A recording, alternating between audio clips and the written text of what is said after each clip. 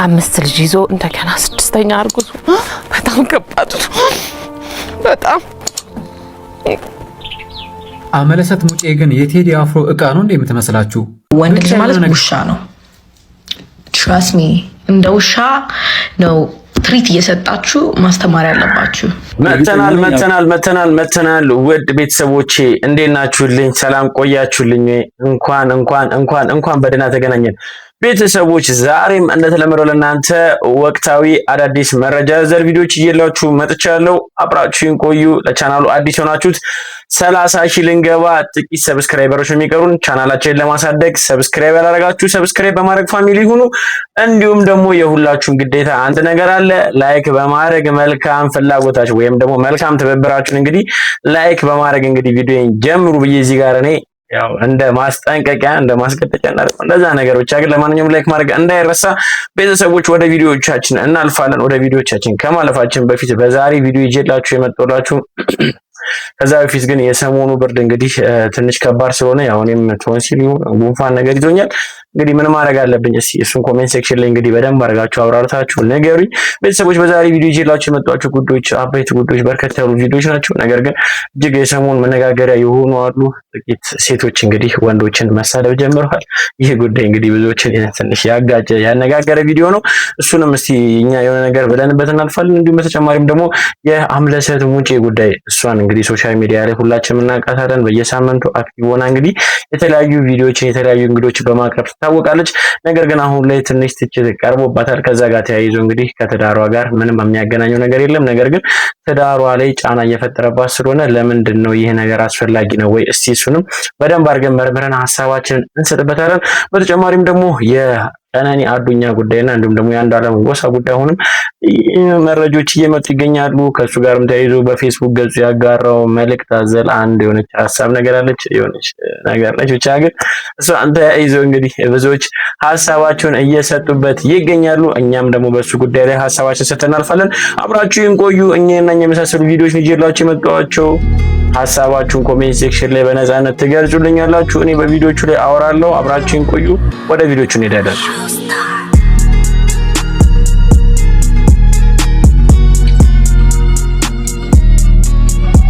ወንድ ልጅ ማለት ውሻ ነው። ትራስት ሚ እንደ ውሻ ነው ትሪት እየሰጣችሁ ማስተማር ያለባችሁ። እርግጠኛ ነኝ አባት ይኖርሻል፣ ምናልባት ደግሞ ወንድም። በህይወትሽ ደግሞ ያቆሰለሽ የጎዳሽ አንድ ወንድ ይኖራል። ታዲያ በሱ ምክንያት አባትሽ ምን አገባቸው? ወንድምሽስ ምን አገባው? እውነት ለመናገር ወንድማችን የሰጠው ሀሳብ ልክ ነው። ምክንያቱም ጥቂት ወንዶች ወይም ደግሞ የተወሰኑ ወንዶች እንግዲህ ሁሉንም ወንዶችን አይወክሉም እና ጥቂት ወንዶች ያጠፉትን ጥፋቶችን ለሁሉም ወንዶች መፈረጅ ትንሽ ይከብዳል። እኔ እንደራሴ ሀሳብ ለመስጠት ያለው እንግዲህ ተነስታ ይቺ ልጅ እዚህ ጋር ሁሉም ወንዶች ውሾች ናቸው ስትል መጀመሪያ አባት፣ ወንድም፣ ልጅ፣ አጎታ ብቻ ግን በዙሪያው ያሉት በፋሚሊ ሜምበሮች ውስጥ ያሉት እንዳለ ጠቅላላ ወንድ የሆኑት እንዳለ ጠቅላላ እነሱንም ጭምር መሆኑን መርሳት የለባትም እና ወንድ ልጅ እውነት ለመናገር ውሻ ነው። እስቲ ሀሳባችሁ ስጡበት። እኔ ምንም አይደለም፣ ግን ይሄ ተገቢ ንግግር አይደለም። ምክንያቱም ያው ሁሉም ሰው ሲኖር የሚያጠፋ ይኖራል፣ መልካም ይሰራል። አንድ ላይ ሁሉንም መፈረጅ አያስፈልግምና በዚህ ጉዳይ ላይ የኔ አቋም ይህ ነው። ተገቢ ንግግር አልተናገርሽም እህታችን፣ ስርዓት ያዢ። አጠቅጭኝ የራስን አበላም እንዴ እናንተ ቤት እያለሁ እናት ለእኔ ትሰጠኝ ነበር። ስጠይቃት እንኳን ስለምላት ትሰጠኝ ነበር። አሁን አጠቅጭኝ ልብላበት።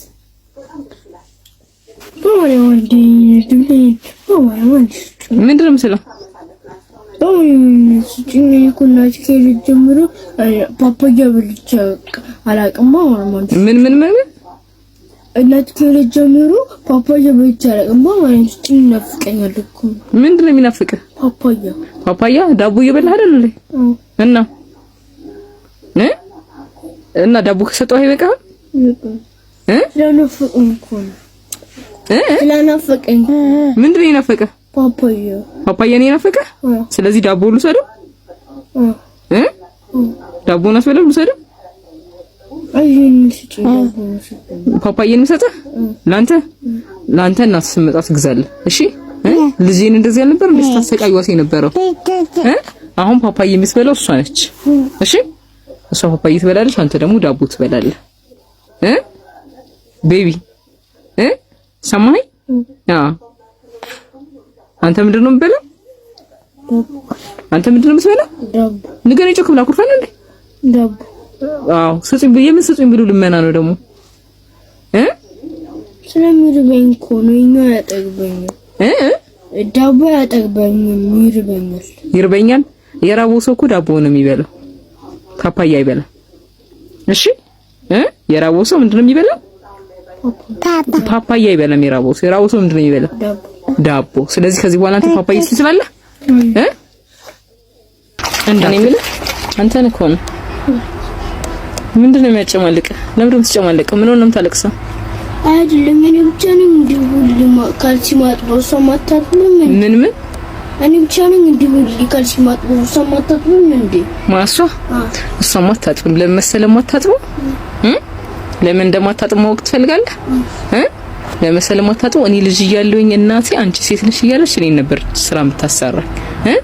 ከዛ ወንድሜ ደግሞ ልክ እንደዚህ እንደሷ ቆሞ ያያል። ስለዚህ አሁን አንተ ታጥባለህ፣ እሷ ቆማ ታያለች። የሚያጨማልቅ ለምን ደም ትጨማልቅ? ምን ሆነህ ነው የምታለቅሰው? ምን ደከመኝ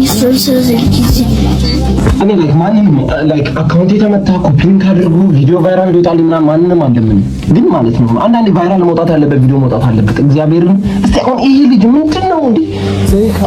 አካውንቱን ገብቻ አይቷል። ካልሲ ያጠባሉ አንድ ህፃን ልጅ አዝሏለሁ ሁለት ላይክ ምንድን ቅጣት ነው? እኔ ላይክ ምንም ነገር አልገባኝም። ምንም ምንድነው ከቪዲዮስ ምን ስትሰማዋት ማለት ነው እናቴ እኔ ልጅ እያለሁ ወንድሜ ቆሞ እኔን ካልሲ ታሳጥበኝ ነበረ። ያ ያንቺ ላይፍ ነው። ይሄ ልጅ ምን አጠፋ? አንቺ ያን በተቀጣሽው ቅጣት እሱን የምትወጪበት ምንድነው? እኔ አልገባኝም። ግን ማለት ነው አንዳንዴ ይሄ ልጅ አድጎ ነገ ሰው ቢገድል፣ ሴት ደፋሪ ቢሆን፣ ሴት ልጅ ቢጠላ ማን ነው ተጠያቂ? ለምን ይፈረድበታል? እኔ እንደዚህ አይነት ቪዲዮ ሰርቼ አላውቅም። በጣም ነው ስሜት የሆንኩት። እግዚአብሔርን በጣም የሚያሳዝነው ልጁ ወገቤን አመመኝ እያላት ነው። ወገቤን አመመኝ እያላት ነው።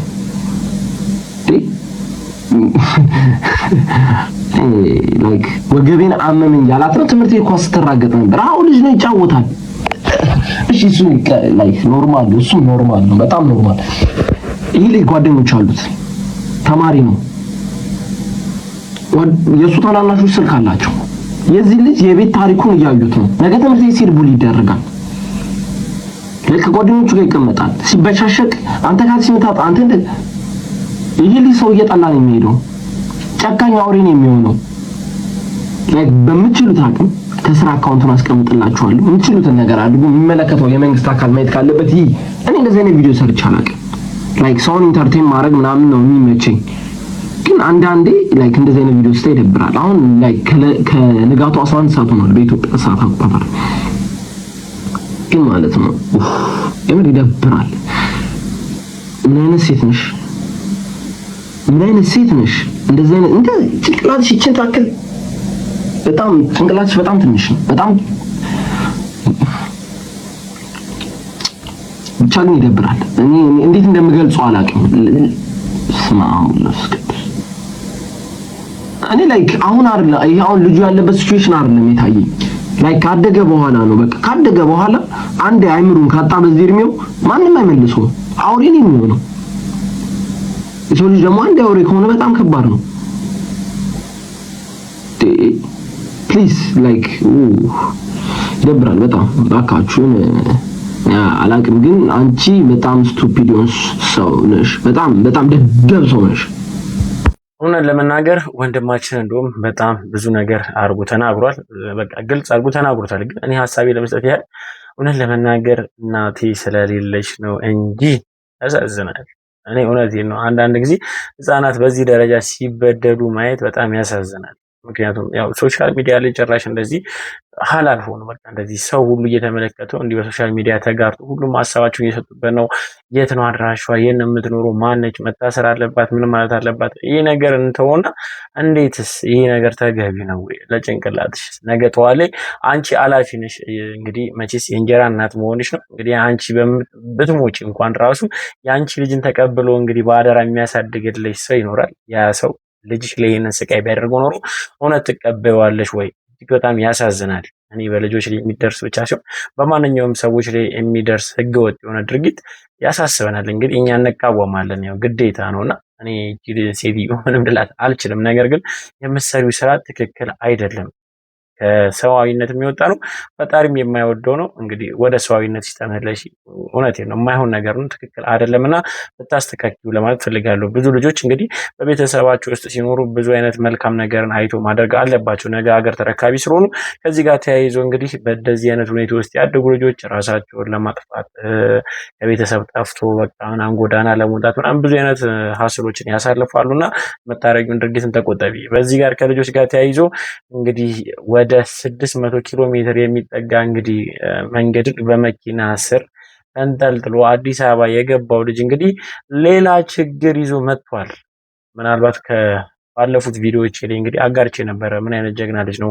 ለማን ሲል ነው? ለእናቱ ሲል፣ ለእናቴ ሲል ነው እንግዲህ ሁላ ኪሎ ሜትርን በመኪና ስር ተደብቄ አዲስ አበባ ገብቼ እንግዲህ ሰርቼ ለፍቼ እናቴን እቀይራታለሁ ያለ የ9 ዓመት እንደዛ ነገር ልጅ ነው። በጣም ሕፃን ልጅ ነውና ለህፃን አንደበት የማይታሰብ ነው። ይህ ልጅ ግን እዚህ መጥቶ እንግዲህ በርከት ያለ ድጋፍ ተደርጎለታል፣ እርዳታም ተደርጎለታል በቲክቶከሮችም በባለ ሀብቶችም ጭምር። ነገር ግን ይሄ ነገር መልሶ እንደገና ችግር አምጥቷል። ምንድን ነው? እስቲ ቪዲዮ ልጋብዛችሁና ሀሳባችን እንሰጥበታለን። የፈራነው ነገር ደረሰ። እዚህ የምትመለከቷቸው ህጻናቶች በዚህ 3 ቀን ውስጥ በዚህ ሳምንት ውስጥ ከደምቢ ዶሎ የተገኙ ህጻናቶች ናቸው። ከስር ሹፌሮች ሲፈትሹ ያገኟቸው ህጻናት ናቸው እነዚህ የምትመለከቱት። እንደውም አንዱ ጓደኛዬ ነው ደውሎልኛል። እንደውም ከቻልክ ቪዲዮ ስራልኝ ምናምን ብሎ ደውሎልኛል። አንዱ የልዩ ባስ ሹፌር ጓደኛዬ ነው። ስለዚህ አሁን ይሄ ልጅ ምንድነው ኖርማል ነው፣ እንኳን አለፈልኝ፣ በጣም ደስ ይላል። ግን አሁንም ሞቶ እንዴት ተሰቃይቶ እንደመጣና ለሌሎች ህጻናቶችም እንደማይመከር አሁንም አረፈደም። ወጥቶ መናገር አለበት ይሄ ልጅ። ምክንያቱም አሁን እነዚህ ልጆች ሳያዩዋቸው ሂደው በነበር ወይ ወድቀው በነበር፣ ይህም ልጅ ወድቆ በነበር እኛ ጥያቄነት አናልፍም። ስለዚህ አሁንም ቢሆን አረፈደም። ወጥቶ ባካችሁ ትላልቅ ፕላትፎርም ያላችሁ ቲክቶከሮች ወጥቶ ራሱ እንዴት ተሰቃይቶ ከደምቢ ዶሎ በተለይ ከባኮ እስከ ሆለታ ድረስ ያ ሁሉ ብሬከር እንዴት ተሰቃይቶ እንደመጣ አሁን ሞቶ ቢናገር። አንድ ነፍስ የማያውቅ ህፃን ልጅ ከደምቢ ዶሎ የመኪና ቻንሲ ስር ተደብቆ አዲስ አበባ መጣ። መቼ ውስጥ ችግር ነው ያመጣው። ይሄን ልጅ መርዳት፣ ቤተሰቡን መርዳት፣ እናቱን መርዳት ያባት ነው። ይሄን እርዳታ ግን ለገበያ ማዋል ምን የሚሉት ፕሮሞሽን ነው? ምን የሚሉት ማበረታታት ነው? ሌሎችም የደምቢ ዶሎ ህፃናት በእንደዚህ አይነት ኑና አዲስ አበባ እኛ ብር አዋተን እንሰጣችኋለን ማለት አይደለም ወይ? ይኸውላችሁ በዚህ ሳምንት 3 ህፃናት በእንደዚህ አይነት ሁኔታ አዲስ አበባ ገብተዋል ይላል። የእናንተ ነው። ረዳችሁት፣ እንደ ደግ ሰው ረዳችሁት። ከረዳችሁ በኋላ ፕሮሞሽን ሰራችሁበት ለራሳችሁ ጥቅም ስትሉ። አሃ እኛም ለካ ከደምቢ ዶሎ በቻንሲ ስር ሆነን ብንመጣ የአዲስ አበባ ሰው ቲክቶከሮች ይረዱኛል የሚል አሳሰብ ህፃናቱ ላይ እንዲያርፍ አደረጋችሁ ማለት ነው። ከረዳችሁ ከግራ ኪሳችሁ ወደ ቀኝ ኪሳችሁ እንዳዘዋወራችሁ አርጋችሁ ለማን በተለይ እንደዚህ አይነት ህፃናትን የተመለከቱ እርዳታዎች ህፃናቱ ጭንቅላት ላይ የምታሳልፉት ተጽዕኖ ቀላል ተጽዕኖ አይደለም። ስለዚህ አሁን ከደምቢ ዶሎ የመጡ ህፃናት በእንደዚህ አይነት ሁኔታ ቻንስ ስር ሆነው ይመጣሉ ማለት ነው። ነገ ሲሞቱ ነው እሪ የምንለው።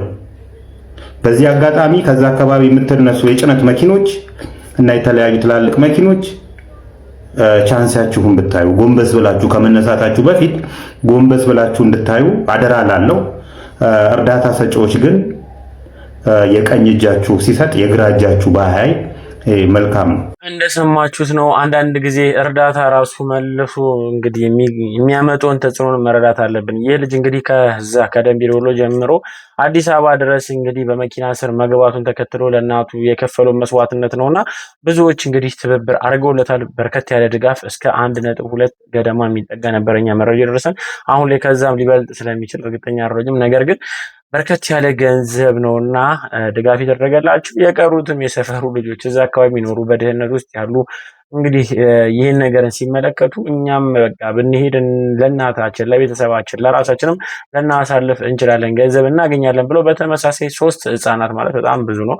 3 ህጻናት እንግዲህ አዲስ አበባ ድረስ ገብተው በተመሳሳይ ሁኔታ ከመኪና ስር ገብተው እንግዲህ ተገኝቶ በጣም መነጋገሪያ ሆኗል። እጅግ በጣም ያሳዝናል። ነገር ግን አንዳንድ ጊዜ እርዳታ ራሱ የምንሰጥበት መንገድ ራሱ ልናስብበት ይገባል። ምናልባት ይሄ ልጅን እርዳታ እንኳን ብናስብለት ያገኘውን ገንዘብ ይፋ ባይደረግ፣ ማስታወቂያ እንዲሰራ ተደርጎ የሰራቸው ማስታወቂያዎች ይፋ ባይደረጉ፣ እንደዚህ አይነት ነገሮችን ከለላ ቢደረግበት ኑሮ ምናልባት እነዚህ ልጆች ተሰደው አይመጡም ነበር ብዬ አስባለሁ። ምናልባት እነዚህ ልጆች ተሰደው ሲመጡ መኪና ስር ወድቀው ምን ብለው ምናምን ህይወታቸው ቢያልፍስ ኖሮ ይህንን ልናስብ ይገባልና ይህን ነገርን ብናስብበት። ልጆቹም እየተሰደዱ እየመጡ ነው። ሹፌሮችም ደግሞ አስተውላችሁ፣ ኧረ እባካችሁ አስተውላችሁ በተቻሏችሁ አቅም መኪና ስታስነሱ ፈተሻችሁ ብትነሱ። ይሄ የኔ መልካም ንግግር ነው። ያው ተቀበሉት ብዬ ለማለት ፈልጋለሁ።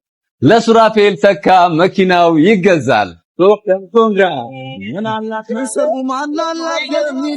ውድ ኢትዮጵያውያን ይህ ቻሌንጅ ከቻሌንጅም በላይ የኢትዮጵያን ህብረትና አንድነት የታየበት ሁሉም ኢትዮጵያዊ በአንድ ልብ የተሳተፈበት መልካምነታችንን ለብዙ ያሳየንበት አገራችንን በተግባር የገለጽንበት ትልቅ አውድን የፈጠረ አንድነታችንን ውበታችን እንደሆነ ለብዙዎች ያሳየንበት ነበር። ለዚህም ታላቅ ስራ ብዙ ደጋግ ኢትዮጵያውያን በቀናነት ተሳትፈዋል። ለዚህም በመጀመሪያ ፈጣሪን በመቀጠል በዚህ መልካም ተግባር ላይ የተሳተፋችሁ ሁሉ ለወጣት ልጃችን አይናችን አዶኒስ፣ ወጣት ቲክቶከሮች፣ ተጽዕኖ ፈጣሪዎች፣ አርቲስቶች፣ የጥበብ ሰዎች እንዲሁም ለመላው የኢትዮጵያ ሕዝብ ላሳያችሁን ቀናነት ፖፑላር ኤሌክትሮኒክስ ታላቅ ምስጋና ያቀርብላችኋል። በቀጣይም ለሀገር ለወገን የሚጠቅሙ ስራዎችን አብረን ከሀገራችን ልጆች ጋር ተጋግዘን እንደምንሰራ ቃል እንገባለን። ታላቅ የሆነ ርክክብ በቅርብ ቀን እናደርጋለን። እንወዳቸዋለን። ኢትዮጵያን ለዘላለም ትኑር።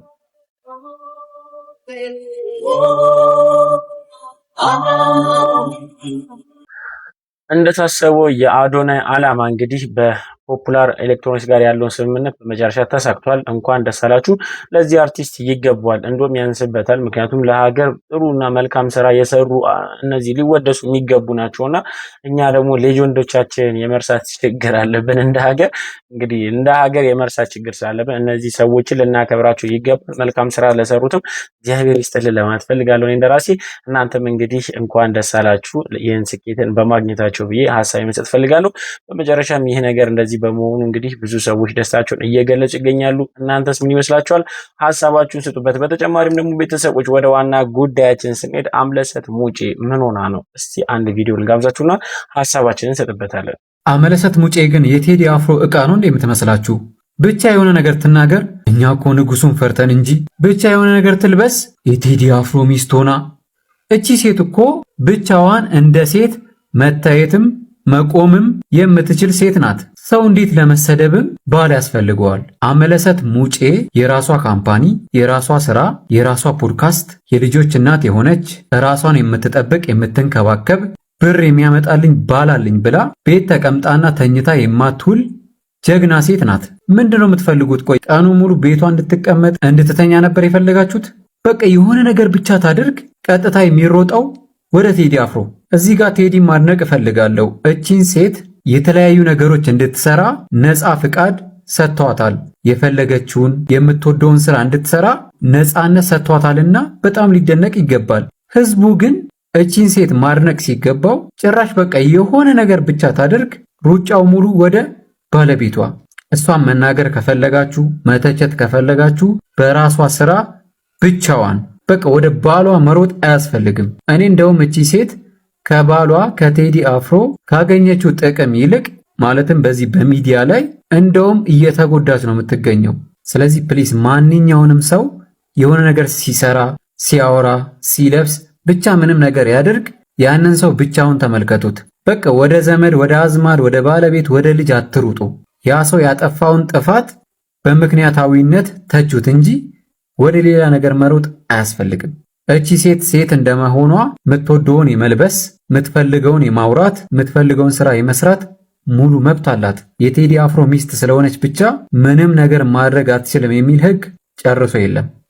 እንዳያችሁ ነው እንግዲህ አሁን ምንድነው ለበርካታ ጊዜያቶች እንግዲህ እነዚህ ምልልሶች እንዳሉ ናቸው። በተለይ አምለሰት ሙጬ ያው የምትሰራው ፐብሊክ ነች ወይም ደግሞ በሶሻል ሚዲያ ላይ እንግዲህ መጣ ራሷን የተለያዩ እንግዶችን በማቅረብ የራሷ ፖድካስት ያላት እንግዲህ ትልቅ ቻናል ያላት ነችና መታ በምታቀርብበት ሁኔታ ላይ እንዲሁም ደግሞ በተለያዩ ጊዜያቶች የተለያዩ ቭሎጎችን እየሰራችም ታጋራለች። ከዚህ ጋር ተያይዞ እንግዲህ በመሃል ያው የተለያዩ ስህተቶች ሊመጡ ይችላሉ፣ የቃላትም እንዲሁም ደግሞ ብቻ ግን ያው ሶሻል ሚዲያ ላይ ያለ ሰው ሳይተች አይታለፍምና በተለያየ ምክንያት የአፍ ወለምታ ምንም ሲከሰትባት ብዙዎች እንግዲህ እሷን አታክ ለማድረግ ይፈልጉና አታክ ላለማድረግ በሚል ሰበብ ነው እንግዲህ የንጉሱ ባለቤት ስለሆነች ንጉሱን ስላገባች ምናምን ነገር ኦልሬዲ እኔ አንድ መረዳት ያለብን ነገር አምለሰት ሙጬ ቴዲ አፍሮን በማግባቷ ባለማግባቷ ብዙም ቫልዩ እንዳለው እናውቀዋለን ግን ራሷን ገንብታለች። ራሷን ቢውልድ ያደረገች እንግዲህ ሴሌብሪቲ ከሚባሉ ሰዎች መካከል አንዷ ነች። ከቴዲ አፍሮ በፊትም እንግዲህ ራሷን ገንብታ ታዋቂ የነበረች ነች። ቴዲ አፍሮንም ስታውቅ ያው እውቅናዋ እንደቀጠለ ነው። እንደውም ልናደንቃት ይገባል። አብዛኞቻችን እናውቀዋለን። ምክንያቱም በእውቅና ላይ ያሉት ሰዎች ራሳቸውን ደብቆ በቃ የራሳቸውን ሰላማዊ ሕይወት ለመኖር ነው የሚፈልጉት። እሷ ግን አሁንም ድረስ የእሱ ባለቤት ሆና ምንም ነገር ሳይጎልባት ነገር ግን ራሷን ከህብረተሰቡ ወይም ደግሞ ከፐብሊክ አርጋ ራሷን ከህብረተሰቡ ሳታርቅ በተለያዩ ስራዎች እየመጣች እንግዲህ አሁንም ድረስ ህብረተሰቡ ማገልገሏን አላቆመችም እና ልትደነቅ ይገባል። ይሄ የኔ መልእክቴ ነው። እንግዲህ እንደዚህ የምታደርጉ ሰዎች ብትጠነቀቁ ብዬ ሀሳብ መስጠት ፈልጋለሁ። እናንተ እስከ አምለሰት ጋር ተያይዞ የወጡት እንግዲህ ቪዲዮዎችን ምን ትሉታላችሁ? ሀሳባችሁን ስጡበት። አንዷለም ጎሳ ሺ ቢንጫጫ ብሎ ፖስተተ። ይሄ ደግሞ ንቀት ነው ብላችሁ በጣም ብዙ ሰዎች እንዴት እንደዚህ ይላል ምናምን ብላችሁ ቪዲዮ ምናምን እየሰራችሁ አይቻለሁ። ልክ እኮ ነው ልጁ ያለው። የኛ መንጫጫት ሶሻል ሚዲያ ላይ ምን ፈጠረላት? ምንም እኮ አልፈጠረላት። እና ከዛ አንፃር እሱ ያለው ስህተት የለው። የኛን ለሚስቱ ፍትህ መጠየቅን እንደ መንጫጫት ቆጠረው። ሲያልፍም ብትንጫጩ ምንም አታመጡም ነው። ስለዚህ እኛ ለቀነኒ ፍትህ እያልን መንጫጫታችን ለቀነኒ ምንም እስካልፈጠረ ድረስ የሱ ፖስት ልክ ነው። ሺ ቢንጫጫ ያው ምንም አያመጣም ነው አይደል? ምንም እስካለመጣን ድረስ እንድናደድ አይገባንም። ያው ምን ታርጉታላችሁ? የአንዷለም ጎሳ እንግዲህ በፌስቡክ ገጹ ያጋራት ማንም ቢንጫጫ ብቻ ግን ከባድ ንግግር ነች። እንግዲህ ከባድ ነው ብቻ ግን ለማንኛውም ከዚህ ጋር ተያይዞ ምንም አታምጡ ነገር የሚመስል ነገር ነው እንግዲህ ያጋራው። ብዙዎችን አናዷል። እኔም በራሴ ይሄን ነገርን አልደግፈው። ምክንያቱም ህግ የያዘው ነገርን ያው ህግ ቫልዩ እንደሌለው ወይ ደግሞ ህግ ምንም ነገር እንደማያደርግ አይነት ነው የተናገረው ንግግር ነውና ከህግ በላይ ማንም ሰው የለም። እንግዲህ እውነትም ተደብቃ አቆይም። ጥፋተኛ ከሆንክ ትታሰራለህ። ጥፋተኛ ካልሆንክ ደግሞ ምንም አትቀጣም። ማንም ሰው ንጹህ ከሆነ እንዲነካም እንዲጎዳም አንፈልግም። ማንም ሰውም ደግሞ እንዲበደልም አንፈልግም። ይህ ማንኛውም ሰዋዊ ሰው ሊያስበው ወይም ደግሞ በልቡ በውስጡ ሊኖረው የሚገባው ሰዋዊ ስነ ምግባር ነውና እኔ በዚህ ጉዳይ ላይ ሁላችሁ የምትስማሙ ይመስለኛል። ከዚህ ጋር ተያይዞም ወንድሟ የሰጠው ምላሽም አለ። እስቲ የወንድሟ ምላሽ ልጋብዛችሁና ሀሳባችንን እንሰጥበታለን። ሰላም ጤና ይስጥልን። እንደምን አላችሁ? በዓለም ዙሪያ ያላችሁ የቀነኒን ፍትህ ፈላጊዎች ሁሉ ባላችሁበት ሰላማችሁ ይብዛ እያልኩ እችን ቪዲዮ ልሰራ የፈለኩበት ምክንያት እንደምታውቁት ሰሞኑን በሚዲያ ላይ እየተንቀሳቀሰ ያለውን ነገር አይታችኋል። ብዙ ኮሜንቶች እየተሰጡበት ነው እና ለምሳሌ አንዷለም ከቤተሰብን አማክር ያለው እሷ እያመማት ስለ እሷ ጉዳይ ከቤተሰብ ጋር ተወያይቻለሁ፣ ስለዚህ መፍትሄ አልሰጡኝም ብሎ ሲናገር ሰምተናል። እኔ ከቤተሰቡ አንዱ አካል እኔ ነኝ፣ ለማ እባላለሁ እና ከኛ ጋራ በእሷ ህመም ዙሪያ ምንም አይነት የተመከረው የተወያየነው ጉዳይ የለም። ይሄ እንዲታወቅ ፈልጋለሁ። ሲቀጥል ደግሞ ማለት ነው ያ ብቻ አይደለም፣ እንኳን የሷ ህመም ወይም ደግሞ አሞታል ብሎ ሊያማከረን አይደለም። እንደምታውቁት ያረፈች ቀን እኔን 6:20 ላይ ደውላልኝ በአንዷለም ስም ላይሰንስ አውጣና መኪና ማስገባት እንፈልጋለን ብላ 6 ሰዓት ከ20 ያናገረችኝ በሰላም የተወያየን ልጅ ነች። ሲቀጥል እሷ ያንን ብላ 9 ሰዓት ላይ ያረፈች ልጅ ከ9 ሰዓት ጀምሮ እስከ ጠዋቱ 12 ሰዓት ተኩል ድረስ ከቤት አንስተው ሆስፒታል ወስደው ሆስፒታል ቤተሰቦቿ የእሷ ቅርብ ዘመዶች የሉ ሲባል ዘመድ እዚህ የላትም፣ ገጠር ነው ያለው የእሷ ዘመድ ያሉት። ስለዚህ ቅርብ ዘመድ የላትም ብለው እኛ እንዳናይ ያደረጉትን ነገር እንዳናቅ ሸፋፍነው ከመጀመሪያው ከያኔት ሆስፒታል ወደ ሚኒሊክ ራሱ ስንሄድ ሚኒሊክ እኛን ሳያሳዩ ሁሉን ነገር ጨርሰው እንድትቀበር ነበር የተደረገው። ይሄን ያደረጉ ሰዎች እኛ እሷ ታማለች ብሎ ያማከሩን ነገር የለም፣ አላማከሩንም። እና መታወቅ ያለበት ነገር ምንም የሚሸፋፈነው ነገር የለም። እስካሁን ዝም ብለን ቁጭ ያልንበት ምክንያት አንዱ መንግስት በእጁ ይሄን ጉዳይ ይዞ መንግስት እየተከታተለው ስለሆነ መንግስት እጅ ያለ ጉዳይ ነው ብለን ነው። አሁን ግን እነግራቸዋለን ያለውን ነገር። እኔ አስከሬኗን ከፍቼ ነው ያየሁት። አስከሬኗ ላይ ምንም አይነት ስብራትም ሆነ ደምም ሆነ የተለያየ ጉዳት አልደረሰም። ከዛም ያክል ፎቅ ላይ የወደቀ ሰው ደግሞ ይሰባበራል፣ ብዙ ነገር ይደርስበታል። ስለዚህ ማለት ነው አንዱ ቀነኒ እቤት ውስጥ ነው የሞተችው። እቤት ውስጥ ሞታ ነው አቅፈው መሬት ጥለው አወርደው እንደዚህ ሞተች፣ ራሷን ጣለች የሚሉት እንጂ እሷ እንደዚህ አይነት ሀሳብ ላላቸው ሰው እንኳን መድኃኒት ነች። ስለዚህ የሞተችውም ቤት ነው። ከቤት ነው አውጥተው ታች ጥለው ጮኸው እንደገና ማንም እኛ ሳናይ ምንም ነገር የእሷን አሟሟትም ምንም ነገር ሳናቅ እዚህ ከተማ እያለን 9 ሰዓት የሞተች ልጅ በሚዲያ ተለቆ ስለሷ ጉዳይ ሌላ ስንት ሰው አውቁ ከመጀመሪያው ሆስፒታል እስከ ሚኒሊክ ሄዱ። ሚኒሊክ ያለው ፕሮሰስ አልቆ ከዛ በኋላ ነው እኛ ራሱ የደረስነው። በግድ አስከሬኗን አስከፍቼ ያየሁት እኔ ነኝ። ምንም ነገር እላዋ ላይ ጉዳት አልደረሰም፣ እቤት ውስጥ ነው ያረፈችው የሚል ኮንክሉዥን ላይ ነው የደረስነው። ስለዚህ ሲቀጥል ደግሞ ማለት ነው እንደዚህ አይነት የውሸት ፕሮፓጋንዳ እየተነዛ ህዝቡን ወዳልሆነ አመለካከት እንዲሄድ መደረግ የለበትም። እንደምታውቁት ባለፈው አባገዶች ልኮ ጉማ ከፍላለሁ እና ሽምግልና አስታርቁም ብሎ ሲልን ነበር። ያልገደለበትን ጉማ የሚከፍልበት ነገር የለም። እንደዛ ያለውን አባገዶች ምትኛን ቤተሰብ ነፋዘር ጋር እንደዛ ካሉ በኋላ አሁን ግን ሚዲያ ላይ ወጥቶ አላልኩም ብሎ ዋሸ ማለት ነው። ይሄም ህዝብን የመቅረብ ያክል ነው የሚታየው። ሁለተኛው ትልቁ ነገር ደግሞ የቀነኒ ትንሹ ወንድም ወይም ደግሞ ሊበን ወጥቶ እሱ በተናገረው ነገር እና ለማም ያውቃል ሊበንም ያውቃል ብሎ ባለው ዙሪያ እሱ ትክክለኛውን መልስ ሰጠ።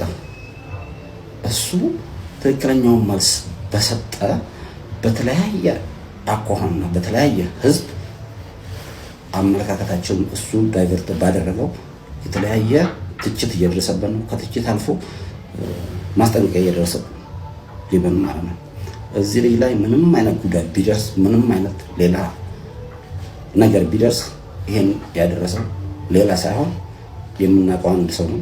ስለዚህ በሌላ ሰውም ቢደርስ ይሄን ነገር የሚያደርገው እሱ ስለሆነ የኢትዮጵያ ህዝብ በጠቅላላ በዓለም ላይ ያላችሁ ታውቁልን በቤተሰቡ ላይ ምንም አይነት ጉዳት ቢደርስ ከዛ ከአንድ ሰው ጭንቅላት ማንወጥ መሆኑን እንዲታወቅ እንፈልጋለን።